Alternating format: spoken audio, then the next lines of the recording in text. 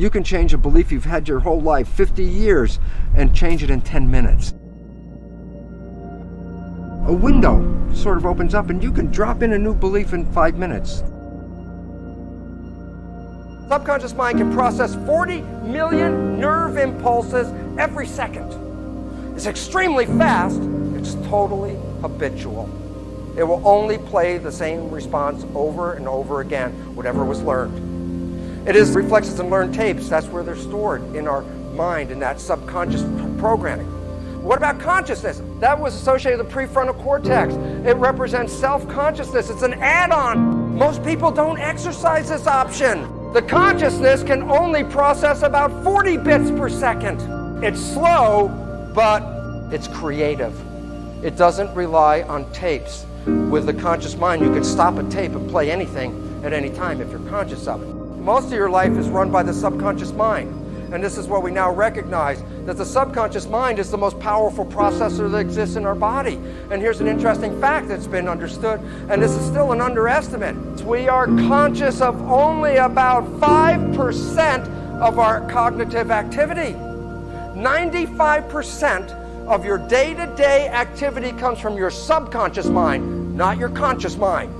Well, why is it relevant? Because people think, oh, well, I'll change my life. I'm going to do positive thinking. That's a good idea, positive thinking. Which part of the brain does positive thinking come from? It's conscious or subconscious? The conscious mind, guess what? It operates about 5% of the day on a 40-bit processor. Then what's the rest of the stuff coming from? Experiential programs coming from the subconscious mind, operating 95% of the day with a 40 million bit processor. You tell me the power of positive thinking it will have on changing a tape in the subconscious mind. And here's where the problem comes from.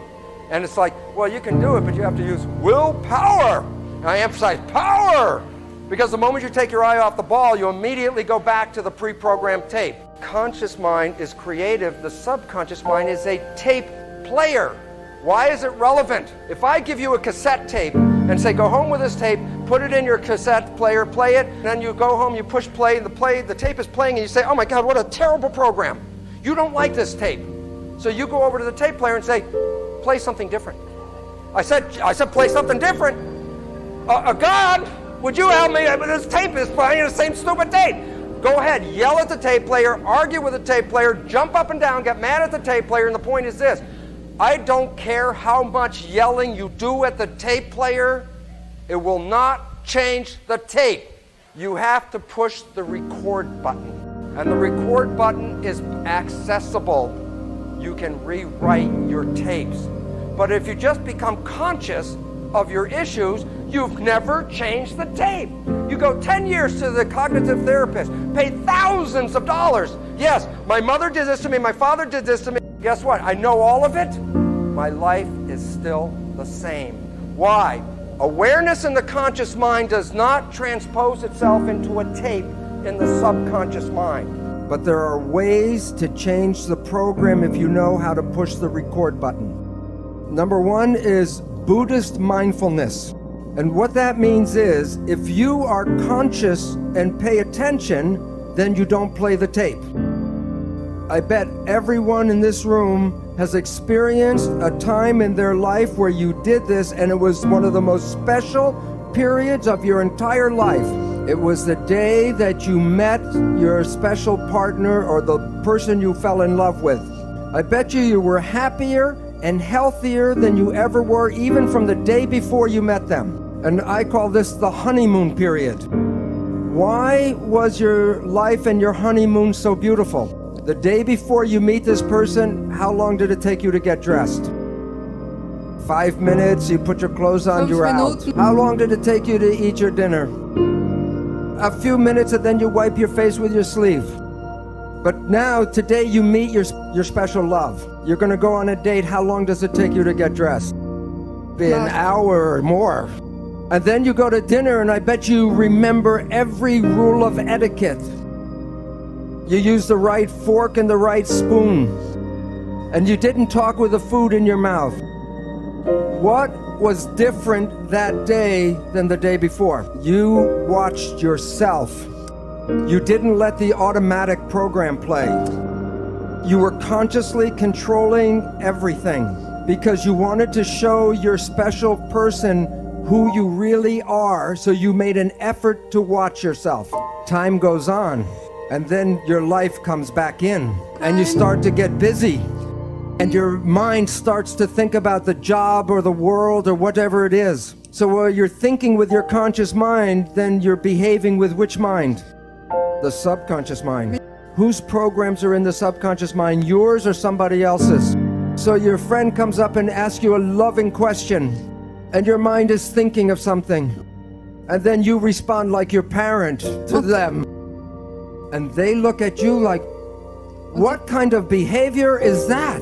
Did you see the response, yes or no? So you say, what are you talking about?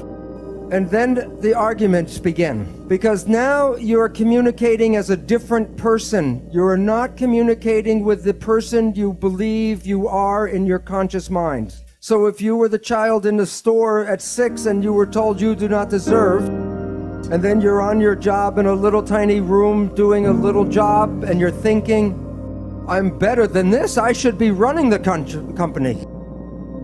And while they're thinking that, they're doing a job. Who's running the job? The subconscious. And what is the subconscious program? You do not deserve, so you make mistakes. Subconscious job is to create the reality of the program. So your life does not reflect what you want, it reflects the program you were given. So one way out is consciousness. Just be conscious and then you don't play the tape.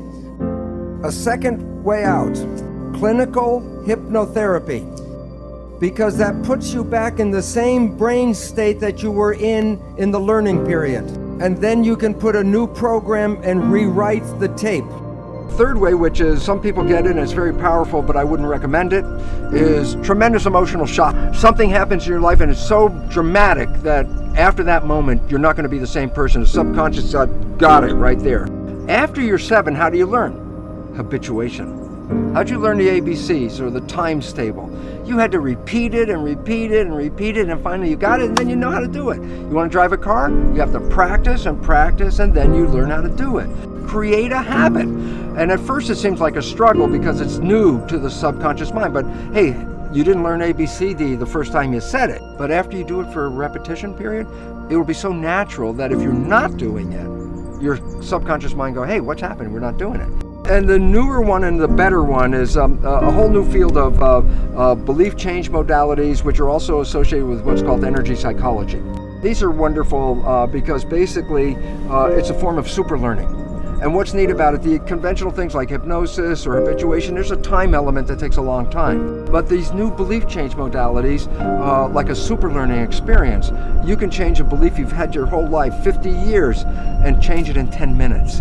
This is really, it's a new type of psychology that's coming in, but it's really necessary because, as they say, necessity is the mother of invention. We're running into a world that has a lot of necessity to change very, very quickly. So we're really happy to see that there are ways of changing without going through all that anxiety and stress, and we can do it really quickly.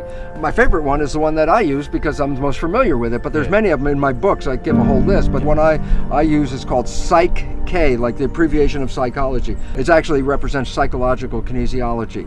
And it's an exercise where you get your right and your left brain hemispheres to work in harmony, which they don't do on a normal day-by-day basis. And when you get them to work in harmony, that's called brain synchronization, a window sort of opens up and you can drop in a new belief in 5 minutes. I couldn't write my book. I tried for 15 years to write the book, and every time I get halfway through the book, it would peter out, and then I didn't realize it because my subconscious had a fear.